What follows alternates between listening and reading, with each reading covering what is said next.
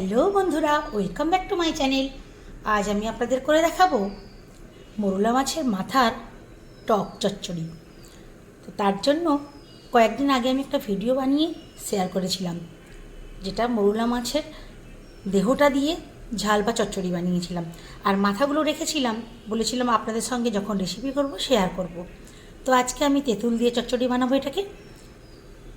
এই যে দেখুন,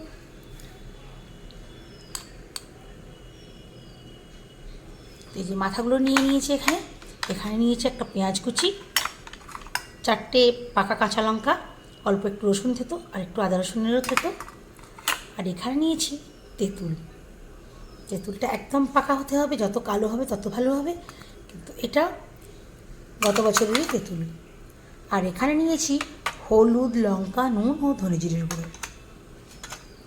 সঙ্গে অবশ্যই নিয়েছি পরিমাণ মতো চিনি, আর তো লাগবে তেল। তেল তো কমন, ওটা দিয়ে দেব।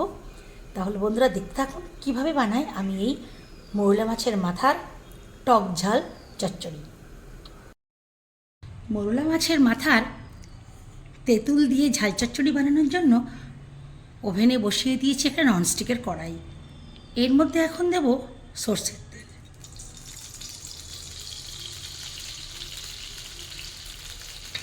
এখানে আমি 2 চামচের থেকে একটু বেশি তেল দিয়েছি। তেলটা একটু বেশি দিলেই ভালো লাগে, যেখানে তরকারির তেল তো একটু লাগবেই। তেল গরম হয়ে গেছে, এখন দিয়ে দেবো কেটে রাখা পেঁয়াজ। সঙ্গে দেব 4টে পাকা লঙ্কা।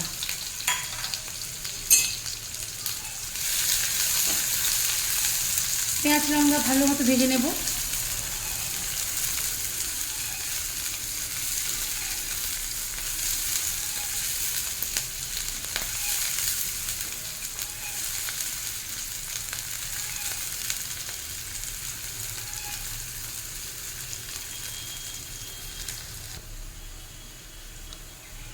পেঁয়াজের দেখুন কালার চেঞ্জ হয়ে গেছে।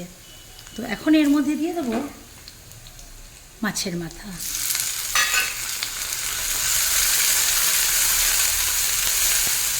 এই পেঁয়াজের সঙ্গে যে তেলটা আছে, এতেই মাছের মাথাগুলো হালকা ভাজা হয়ে যাবে। আলাদা করে ভাজা কোনো দরকার নেই।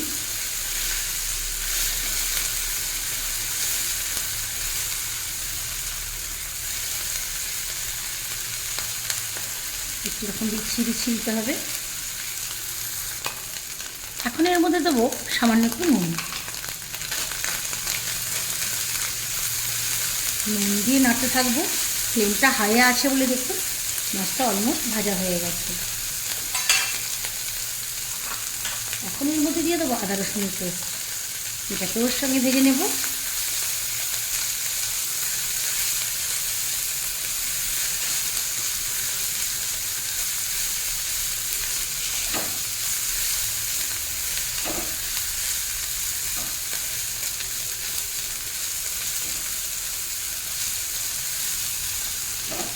আদা রসুনটাও ভাজা হয়ে গেছে।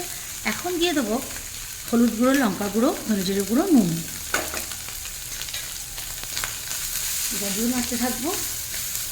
ফ্লেমটা হাইয়ে আছে, পুড়ে যাওয়ার ভয় আছে, তাই দিয়ে দেবো সামান্য একটু জল।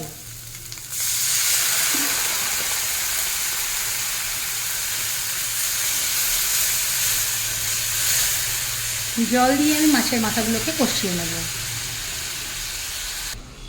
ওদিকে মাছের মাথাটা কষানো হোক, আর এদিকে যে তেঁতুলটা নিয়েছিলাম, তেঁতুলের মধ্যে একটু জল দিয়ে তেঁতুলের পাঁটি বার করে নেব।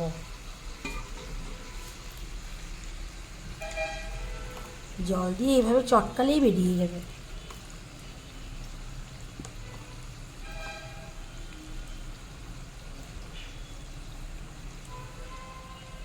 কেনা তেঁতুলের পাল্প বিক্রি হয়, ওটা দিয়েও আপনারা ইউজ করতে পারেন, তবে গাছ পাকা তেঁতুলের স্বাদই আলাদা।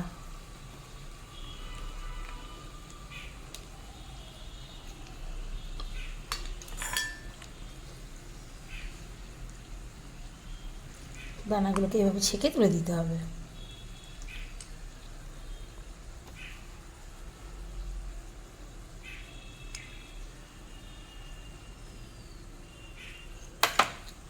আমি এতটা বার করে নিয়েছি।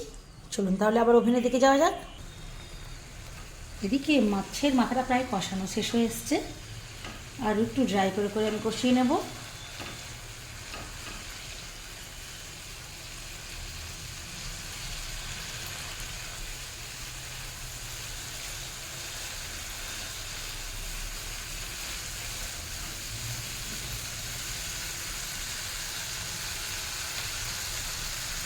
ঠিক এইরকম যখন কষানো হয়ে যাবে তখন এর মধ্যে দিয়ে দেবো তেঁতুলের পাল্পটা। এতে আমরা তেঁতুলের পাঁকিও বলি, তেঁতুলের কাতও বলি। আপনারা কে কী বলেন কমেন্ট করে জানাবেন।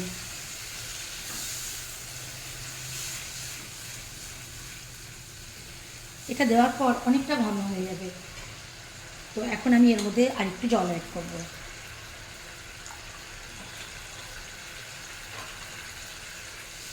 আবারও ভালো করে নাড়িয়ে দেব। এখন ফ্লেমটা হাইয়ে আছে, খোলা রেখে হতে দেব 5 মিনিটের জন্য। মিনিট 3 পরে আমি এর মধ্যে অ্যাড করে দেবো চিনি।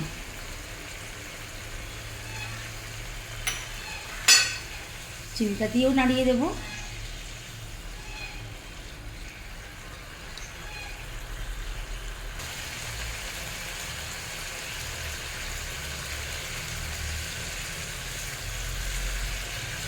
প্রায় 5 মিনিট হতে যাচ্ছে। সব শেষে এতে দেবো এটা করে রাখা রসুন। রসুন দেওয়ার কারণে ফ্লেভারটা খুবই ভালো লাগবে। আবারও একবার নাড়িয়ে দেবো। এই সময় নুন চিনির স্বাদটা আমি চেক করে নেব। ব্যালেন্সটা একেবারেই ঠিক আছে।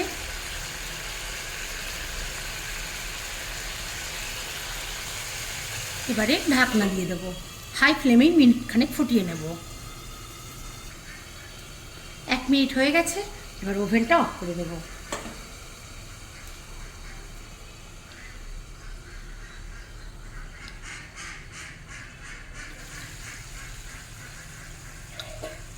ঢাকা খোলার পর দেখুন কত সুন্দর লাগছে। এখনও ফুটছে, যেটুকু গরম আছে গ্যাসের মধ্যে সেটাতে ফুটছে।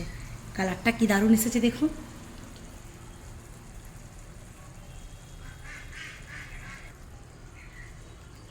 তাহলে বন্ধুরা, আপনারা দেখতে পেলেন কিভাবে আমি বানালাম মোরলা মাছের মাথা দিয়ে তেঁতুলের ঝাল মিষ্টি চচ্চড়ি।